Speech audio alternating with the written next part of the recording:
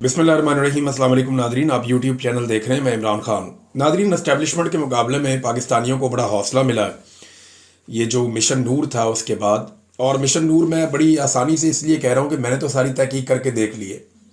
मुझे वो चीज़ें कहीं नहीं मिली जिन चीज़ों के बारे में दावे किए जा रहे थे कि ये गैर मुस्लिमों की एक जमात है उसके साथ इसको जोड़ दो, ये कादियानियों की एक जमात है उसके साथ इसको जोड़ दो। ये एक्चुअली एक पम्फलेट जारी किया गया था जिसको देखने के बाद पाकिस्तान तहरीक इंसाफ की क़यादत में से कुछ लोग घबरा गए और कुछ दीगर लोग जो हैं वो भी घबरा गए। तो इसको सिंपल करें, जो ओवरसीज़ पाकिस्तानी हैं जो बाहर रहते हैं पाकिस्तान से, उन्होंने डरने से इनकार कर दिया। उन्होंने कहा जी ऐसी तैसी, हमने अपना नाम तब्दील नहीं करता। भाई अल्लाह ताला ने कुरान पाक 1400 साल पहले नाजिल किया, उसमें नूर का जिक्र है, और बाद में कोई भी किसी का भी नाम हो नूर, इससे क्या फ़र्क पड़ता है। ये जाहिद बिशकूरी साहब हैं, इन्होंने पाकिस्तान में जो कादियानियों की लीडरशिप है उससे भी रब्ता किया और उनसे भी पूछा कि जनाब ये कोई मिशन नूर नामी या कोई 20 सितंबर से रिलेटेड आपका कोई मिशन या कोई ऐसी चीज़ या कोई ख़ास खसूसियत इस हवाले से है। उन्होंने साफ इनकार कर दिया। उन्होंने कहा ये हमारा इससे कोई ताल्लुक़ नहीं है और ना ऐसी कोई बात है। मामला पता क्या है? मामला ये है कि इसको मुतनाज़ करना था, खौफजदा करना था, और कई लोग जो है वो शाह से ज़्यादा शाह के वफ़ादार निकल आए। कई लोगों से बेवकूफ़ी हो गई, लेकिन जिनसे बेवकूफ़ी हुई, बजाय इसके कि वो बेवकूफ़ी के ऊपर डटे रहते, उन्होंने बाकायदा खुद आकर अजानें दी और अपनी वीडियोस जो है वो पोस्ट की।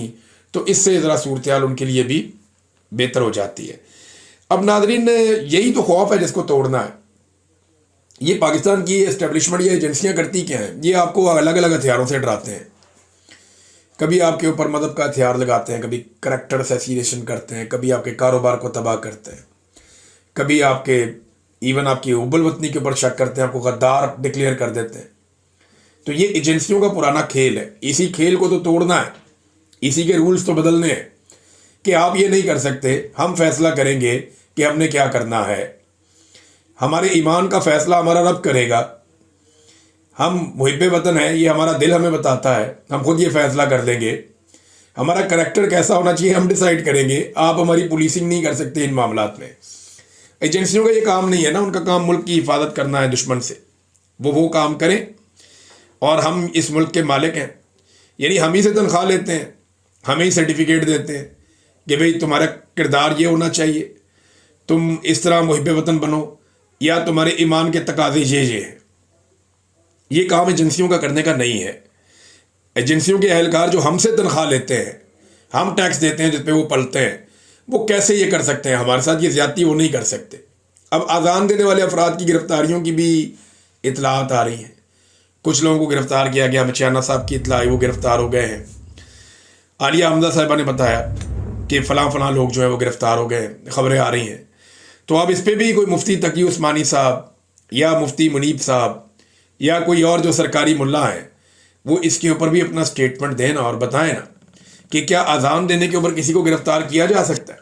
कि अगर कोई शख्स अजान दे रहा है, अपने रब को पुकार रहा है, तो क्या उसे गिरफ्तार किया जा सकता है? ऐसी कोई ऑप्शन है? मेरी तो समझ से बाहर है कि ये मौलवी सिर्फ इमरान खान के खिलाफ ही जागते हैं, या जब इन्हें एस्टेब्लिशमेंट कहती है तभी इनकी आंख खुलती है, अदरवाइज ये सोते ही रहते हैं। अब ये आप देखें ना, एस्टेब्लिशमेंट ये काम कितना पुराना कर रही है। आपको याद होगा इस्लामी जमहूरी इत्तेहाद हुआ करता था एक, ये तहरीक इस्तेहकाम पाकिस्तान, नवाज शरीफ साहब इसमें भी होते थे, आपको याद होगा। ये उस वक्त भी एस्टेब्लिशमेंट चलाती थी इन सारे कठपुतलियों को। ये उस दौर का अगर आप एक इश्तिहार देखें, बेनज़ीर भुट्टो साहिबा के दौर का शुरू का, तो उसमें इश्तिहार में क्या लिखा हुआ है? ये एस्टेब्लिशमेंट उस वक्त किस तरह के सर्टिफिकेट बांटती थी। लिखा है कि भारत के यार, इसराइल के वफादार, पीपल्स पार्टी के गमख्वार। अंदाजा करें आप, ये एस्टेब्लिशमेंट का उस दौर का। आज भी वही खेल खेल रहे हैं, ना इनके अल्फाज बदले, ना इनका तरीका वारदात बदला, यानी ये उसी पुराने पैटर्न पे चल रहे हैं। लेकिन अब इनका मुकाबला नई नस्ल से है, टक्कर के लोग हैं। ये जो नई नस्ल है ना, इनके पास बड़े ज़बरदस्त आइडियाज़ हैं। रिजवान गलज़ी साहब ने बड़ी ज़बरदस्त बात की कि गोली आइडिया का मुकाबला नहीं कर सकती। आइडियाज़ बहुत आगे की चीज़ होते हैं, वो दिमाग में पैदा होते हैं, आप उन्हें गोलियों से भून नहीं सकते, और वो आपको शिकस्त देते हैं। और यही हुआ है। देखिए अब ये पुराना जो एक इश्तिहार है, इसके अंदर क्या लिखते हैं ये जनाब? उसमें लिखा जी कि वाशिंगटन में बेनज़ीर हुकूमत के लिए लॉबी करने वाला मार्क सेगल यहूदी है। पीपल्स पार्टी की हमायत में अमरीकी इमदाद बंद कराने की धमकी देने वाला कांग्रेसमैन यहूदी है। राजीव गांधी का कहना है बेनज़ीर भुट्टो की दोस्ती पर हमें फ़ख्र है। सलमान रुश्दी का कहना है मेरा वोट पाकिस्तान में होता तो बेनज़ीर भुट्टो को देता। अब ये सारी चीज़ें जो है ना वो लगा के और जनाब मसाले तैयार करके, उस वक्त नवाए वक्त इनका बहुत साथ देता था हमेशा से, क्योंकि एस्टेब्लिशमेंट का पिट्ठू अखबार था उस दौर में। नदामी साहब जो है उनके बड़े ताल्लुकात होते थे जर्नैलों के साथ और ये शरीफों के साथ और ये पूरी जो तहरीक थी इसके साथ, तो जनाब ये मिलजुल के गेमें डाला करते थे। तो ये जनाब वही कार्ड पुराना दोबारा खेला जाता है। मैंने आपको माजी से एक मिसाल निकाल कर आपको मैंने इसीलिए आज दिखाई है। नाज़रीन, राणा सनाउल्लाह साहब ने एक दफ़ा फिर तस्दीक कर दी है उस बात की जो हम बार बार करते हैं लेकिन एस्टेब्लिशमेंट भाग जाती है। याद है सुहेल वड़ाइच साहब ने यही बात की थी, तो सुहेल वड़ाइच साहब से नाराज़गी हो गई थी। वो आज तक आर्मी चीफ को बनाने के लिए मीठे मीठे कॉलम लिखते हैं। वो आज तक एस्टेब्लिशमेंट का गुस्सा दूर करने के लिए मीठे मीठे कॉलम्स लिखते हैं, मीठी मीठी बातें करते हैं, खुशामद और तारीफ़ें करते हैं आर्मी चीफ की कि उनसे ज़्यादा अक्लमंद कोई नहीं, उनसे ज़्यादा खूबसूरत कोई नहीं, उनसे ज़्यादा बावकार कोई नहीं, उनसे ज़्यादा बेहतरीन कोई नहीं, उनसे ज़्यादा आजिज़ी और इनकसारी वाला कोई नहीं, उनसे ज़्यादा बहादुर कोई नहीं। ये सारा कुछ जो है वो पुरज़ाना की बुनियाद पे ये लिखते हैं। बहुत ज़्यादा खुशामद कर रहे हैं और मीठे मीठे कॉलम लिख के कोशिश कर रहे हैं कि किसी तरह आर्मी चीफ का गुस्सा कम हो जाए, क्योंकि सुहेल वड़ाइच साहब ने वो कहानी जो आर्मी चीफ साहब ने कही वो सुना दी थी बाहर आके कि जनाब ये तो कहते हैं कि माफ़ी मांगे इमरान खान। अब राणा सनाउल्लाह साहब ने भी एक दफ़ा फिर तस्दीक कर दी कि पाकिस्तान तहरीक इंसाफ से बार बार कहा गया, ये नहीं कह रहे कि मैं कहता हूँ, ये हम कहते हैं, बार बार कहा गया। जब इस तरह का सीगा इस्तेमाल किया जाए ना जहाँ पे जो फाइल है वो गायब हो, तो आप समझ लें फाइल जो है वो पाकिस्तान की एजेंसियां हैं, काम डालने वाला पाकिस्तान का, कहने वाला पाकिस्तान की एजेंसियां हैं। उनका पाकिस्तान तहरीक इंसाफ से बार बार कहा गया कि सिद्के दिल से माफ़ी मांगकर अपने मामला ठीक करें, यानी आपको माफ़ी मांगनी पड़ेगी फिर आपके मामला ठीक हो गए। तो इमरान खान तो माफ़ी नहीं मांगता भाई, अब तक की जो इतला है उसके मुताबिक तो इमरान खान माफ़ी नहीं मांगता। और ये आपकी ख्वाहिश ही रह जाएगी कि इमरान खान को अब डरा हुआ देखें या उससे आप माफ़ी मंगवाएं। अब इमरान खान का करना क्या है ये पाकिस्तान की एस्टेब्लिशमेंट को समझ नहीं आ रही, क्योंकि वो इनके सीने के ऊपर चढ़कर बैठा है और इमरान खान पीछे हटने को तैयार नहीं है। बड़े लोगों ने समझाया, बड़े लोगों ने मिन्नत तरला किया, बड़े लोगों ने इमरान खान साहब के लिए कॉलम लिखे, प्रोग्राम्स किए, जाकर मिलते रहे कि अल्लाह दा वास्ता है इन्नी माफ़ी मांग लो, चलो इन्नी गल कर लो। इमरान खान ने एक कदम पीछे हटने से इनकार किया। तो ये है जनाब अब तक सूरत हाल। राणा सनाउल्लाह साहब ने भी उसी खबर की तस्दीक कर दी है। नाज़रीन, बड़ी खबर जो आने जा रही है ना वो आ रही है आज़ाद कश्मीर से। आज़ाद कश्मीर में अवामी एक्शन कमेटी एक बड़ा एक्शन करने जा रही है। उनके बड़े संजीदा और देरीना मुतालबात हैं और जायज़ मुतालबात हैं। वो मुतालबात मैं आपके सामने रखता हूँ, लेकिन पहले आपको मैं एक और चीज़ दिखाता हूँ। ज़रा ये तस्वीर आप देखिए, बड़ी इंटरेस्टिंग है। यहाँ पे ये मज़दूरों को भर भर के ले जाया जा रहा है रावलपिंडी से और इन्हें पहुँचाया जा रहा है आज़ाद कश्मीर। वो क्यों? इन्हें आज़ाद कश्मीर पहुँचाया जा रहा है दीगर शहरों से इकट्ठा करके कि वहाँ पे एक जलसा करना है। लगभग 1 दर्जन के करीब सियासी शख्सियात और जमातें इकट्ठी की गई हैं और इतने सारे ग्रोहों को इकट्ठा करके वहाँ पे भी एक पीडीएम एस्टेब्लिशमेंट ने बनाई है, वहाँ की हुकूमत को भी साथ मिलाया है और मिलाकर अब उनका एक जलसा रख लिया। ये जलसे का अगर आप स्टेज देखें तो सबके मुंह लगाए हुए हैं, बहुत ज़्यादा बंदे हैं। तो ये सारे जो है जनाब एस्टेब्लिशमेंट के साथ मिलकर तो अवामी एक्शन कमेटी के खिलाफ निकल पड़े हैं कि जनाब हम ताकत शो करेंगे, हम ये करेंगे, हम वो करेंगे। तो अवामी एक्शन कमेटी के खिलाफ जलसा करने के लिए जो मजदूर तबका है उसको रावलपिंडी से कोस्टरों के अंदर भर भर के पहुंचाया जा रहा है और अवाम जो है वो रास्ते में खड़ी होकर तालियां बजा रही है, इनका मजाक उड़ा रही है कि अपनी औकात चेक करो, तुम लोग किस काबिल रह गए हो। ये हालात है पाकिस्तान की एजेंसियों के और ये औकात रह गई है इनकी अवाम के सामने। अवाम वहाँ पे खड़ी होकर मजाक उड़ा रही है। अब जो चार्टर ऑफ डिमांड है उसकी तरफ आ रहे हैं। अच्छा, ये कह रहे हैं जी हम इकट्ठे होके तो एजेंसियों के साथ खड़े हैं। दूसरी तो जो अवाम है वो अवामी एक्शन कमेटी के साथ खड़ी है। अवामी एक्शन कमेटी के मुतालबात बड़े सख्त हैं। अब उनके मुतालबात मैं आपके सामने रखता हूँ, बड़े जायज़ उनके मुतालबात हैं और 29 तारीख को उन्होंने निकलने का ऐलान कर दिया। 29 से पहले अब ये लोग कोशिश कर रहे हैं कि कोई माहौल अपना बना लें या कुछ ऐसा कर लें कि थोड़ी इनकी भी बातचीत बन जाए, लेकिन बात बन नहीं रही। बात ना बनने की जो सादा वजह है ना, वो ये है कि अवामी सपोर्ट नहीं है। पाकिस्तान से, रावलपिंडी से, मुख्तलिफ शहरों से बंदे ले जाए जा रहे हैं जलसा करने के लिए आज़ाद कश्मीर में। आज आज़ाद कश्मीर में लीडरशिप तो मौजूद है, जो एस्टेब्लिशमेंट के टुकड़ों पे लीडर बने हैं, जो एस्टेब्लिशमेंट की खुशनुदी हासिल करके लीडर बने हैं, वो वहां मौजूद तो हैं, लेकिन उनके पास पब्लिक नहीं है। पब्लिक उन्हें पाकिस्तान से भेजी जा रही है आज़ाद कश्मीर में।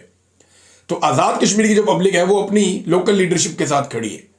अवामी एक्शन कमेटी, उनके मुतालबात सुने आप। वैसे अवामी एक्शन कमेटी ने एस्टेब्लिशमेंट का पूरा ही बंदोबस्त कर दिया है। जो उनके मुतालबात हैं आप देखें तो, एक तो उन्होंने कहा जी कि हुक्मरान अशराफिया की मुराद का फौरी तौर पर खात्मा किया जाए, मोबाइल कंपनियों की लूट मार का खात्मा किया जाए, मुहाजिरीन मुकीम पाकिस्तानियों के नाम पर असम्बली नशिस्तों का खात्मा किया जाए। ये एस्टेब्लिशमेंट को इंतहाई नापसंद है। ये वो 12 सीटें हैं जो एस्टेब्लिशमेंट बाहर से लेकर आती है बंदे जितवा के, और इनकी बुनियाद पे वो आज़ाद कश्मीर की हुकूमत पे कंट्रोल करते हैं। अब वो कह रहे हैं जी आज़ाद कश्मीर में जो हुकूमत बनेगी वो आज़ाद कश्मीर के लोग ही वोट डालेंगे।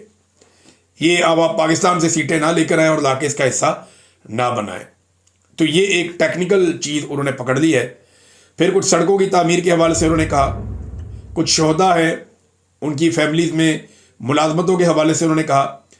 एक वो कहते हैं जी इंटरनेशनल एयरपोर्ट बनाया जाए। अब इंटरनेशनल एयरपोर्ट अगर आज़ाद कश्मीर में बनेगा तो आज़ाद कश्मीर के शहरी पूरी दुनिया में ट्रैवल कर पाएंगे और वापस आज़ाद कश्मीर जा पाएंगे। इसमें पाकिस्तान का कोई लेना देना नहीं होगा। ये एक इंडिपेंडेंस के लिए, अपनी ज़्यादा खुद मुख्तारी के लिए ये उनका एक बड़ा मुतालबा है।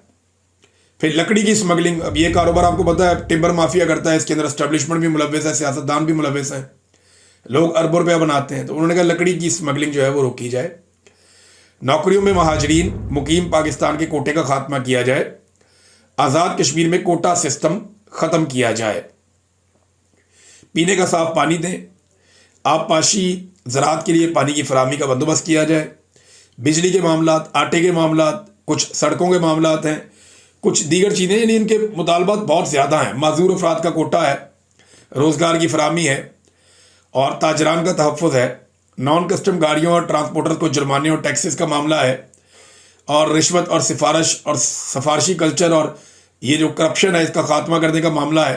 अदलिया में वो इस्लाहात मांग रहे हैं।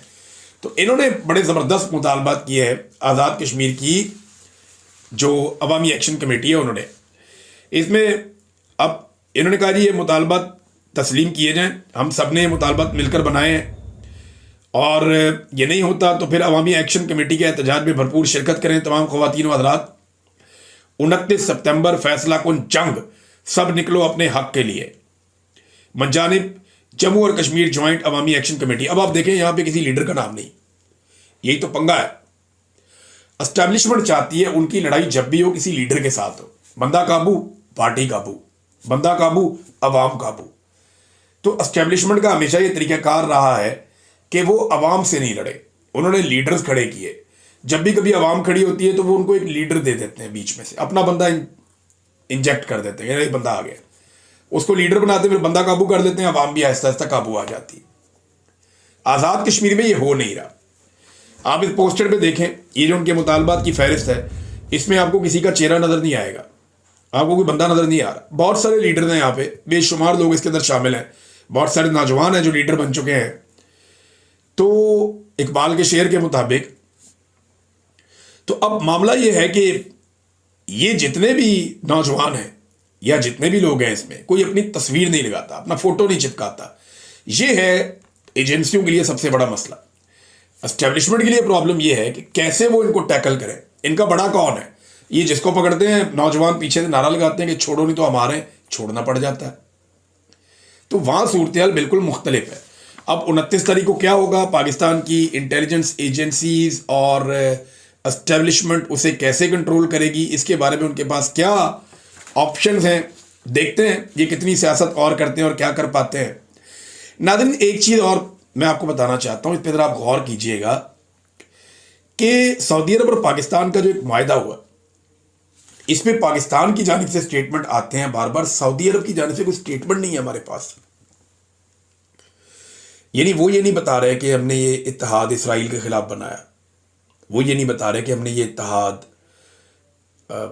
इंडिया के खिलाफ बनाया, या हमने ये इत्तेहाद अमेरिका के खिलाफ बनाया, या किसी के खिलाफ। देखिए, जब भी आप कोई इत्तेहाद बनाते हैं तो आप या कुछ तफसीलात तो सामने आती हैं ना कि जनाब ये रीजंस हैं, वजूहात क्या है इसके बारे में कुछ पता नहीं। दूसरी एक बात और है कि क्या सऊदी अरब अमेरिका की मर्जी और मंशा के खिलाफ कोई इत्तेहाद बना सकता है या इस नौइयत के दिफाई मुआहदे कर सकता है पाकिस्तान जैसी एटमी कुव्वत के साथ? तो इसका जवाब है कि सऊदी अरब ये नहीं कर पाएगा। सऊदी अरब बहुत समझदार मुल्क है, वो बड़े ज़बरदस्त तरीके से चलता है, जो रीजनल और इंटरनेशनल पॉलिटिक्स को और डायनामिक्स को समझने की कैपेसिटी मोहम्मद बिन सलमान में है, आप उससे इनकार नहीं कर सकते। तो ऐसा मुमकिन नहीं है कि अमेरिका को नाराज़ करके सऊदी अरब पाकिस्तान के साथ एक मुआहदा करे। तो फिर इसका दूसरा मतलब तो सादा ये है कि इसराइल कोई थ्रेट नहीं है सऊदी अरब के लिए, या उसके साथ कोई जंग होने नहीं जा रही है। ताहिर रशीद कह रहे हैं जी कि ग्रेटर इसराइल का ख्वाब ख़त्म हो गया और फलां चीज़ ख़त्म हो गई। ये बहुत लंबी चौड़ी और दूर की बातें कर रहे हैं। जो स्टेटमेंट आ रहे हैं वो पाकिस्तान की तरफ से आ रहे हैं। सऊदी अरब ने अभी तक, पाकिस्तान ने तो इसराइल को भी चैलेंज कर दिया, सऊदी अरब के तमाम दुश्मनों को चैलेंज कर दिया, लेकिन सवाल ये है कि क्या सऊदी अरब ने चैलेंज किया पाकिस्तान के दुश्मनों को?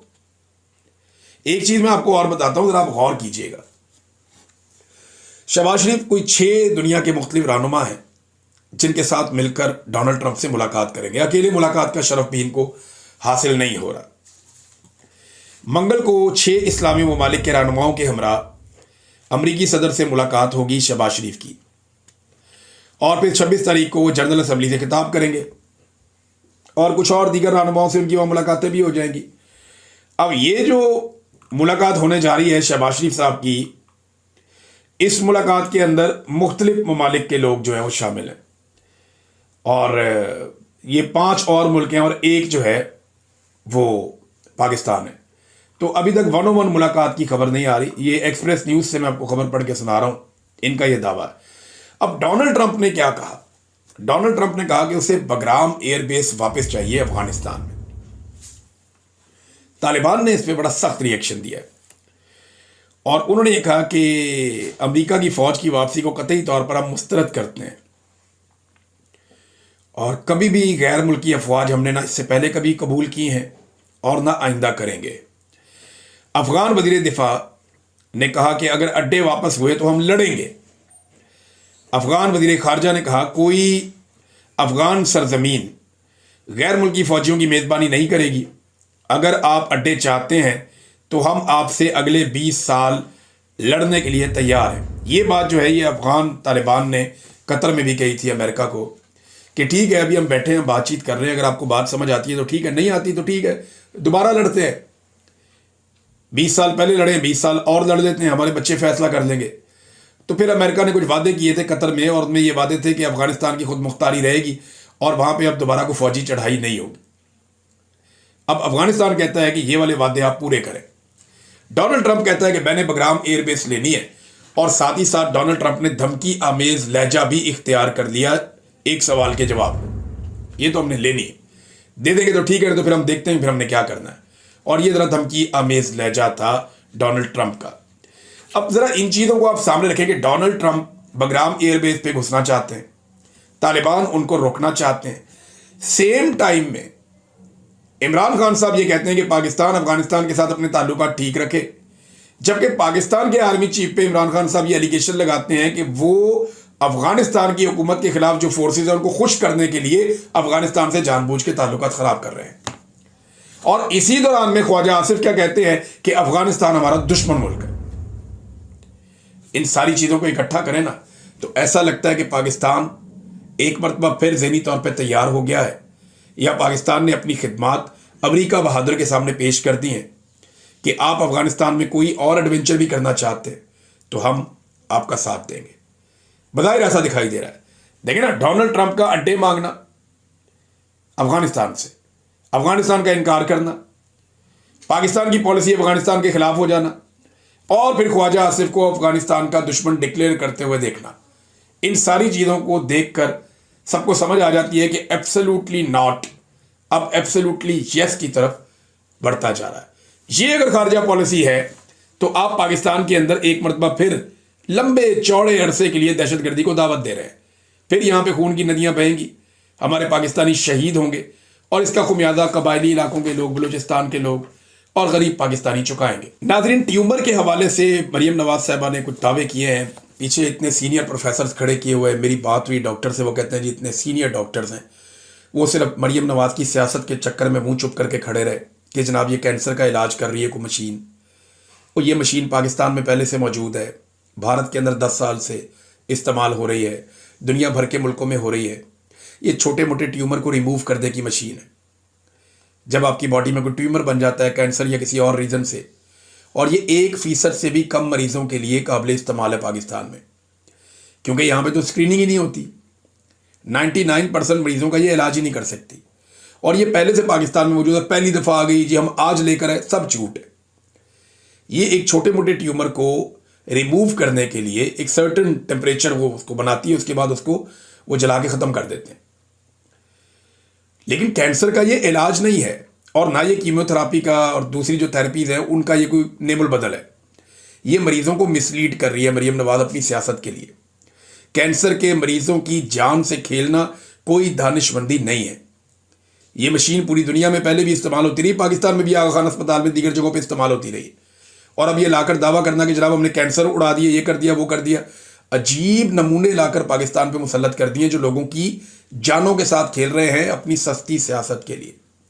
भाई अगर मेडिकल साइंस में ये खातून पास नहीं हो सकी तो इसमें कैंसर के मरीजों का क्या कसूर है बेचारों का कि ये उनकी जान से खेलना शुरू हो गई। और पीछे खड़े हुए जो प्रोफेसर हैं, सीनियर डॉक्टर हैं, उन्हें शर्म आनी चाहिए कि वो इस झूठ को पकड़े वहां पे कि बीबी ऐसा नहीं है। ये बहुत महदूद पैमाने पर, और पाकिस्तान जैसे मुल्क के अंदर तो 1% से भी कम लोगों के लिए ये काबिल इस्तेमाल है, और वहां पे भी ये कैंसर का मुकम्मल इलाज नहीं है। और आप जो इसको करार दे रही हैं कि ये थेरेपी तमाम चीज़ों से निजात दे देगी, कैंसर का हर मरीज ठीक होकर निकल जाएगा, क्या बकवास कर रहे हैं आप लोग? क्यों लोगों की जिंदगियों से आप खेल रहे हैं? ये उन प्रोफेसर्स को वहां बोलना चाहिए था। शुक्र है अल्लाह का कोई डॉक्टर बोलना शुरू हुए हैं, उन्होंने बताना शुरू किया है कि लोगों की जान से ना खेलें, अपनी घटिया सियासत अपने घर तक रखें। अब तक के लिए इतनी, अपना ख्याल रखिएगा, अपने चैनल का भी। अल्लाह हाफ़िज़।